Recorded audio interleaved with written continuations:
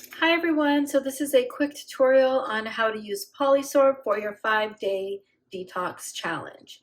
So the first thing that you want to do is make sure that you have some sort of measuring tool that has tablespoon written on it, or you can also use a spoon as well to measure out how much is needed. For adults, the recommended serving is 2 tablespoons with half a glass of water. 1 hour before or after your meal. So you're going to just take your Polisorb jar, go ahead and open that up.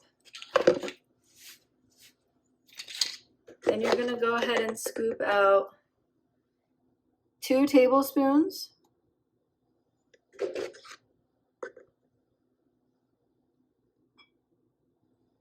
And then you're just going to go ahead and mix that with about a half a cup of water. And then you're going to go ahead and give it a nice little stir. Make sure that you are dissolving all the particles into the water. Once that's complete, you're just going to go ahead and enjoy 3 times a day, 1 hour before or after a meal.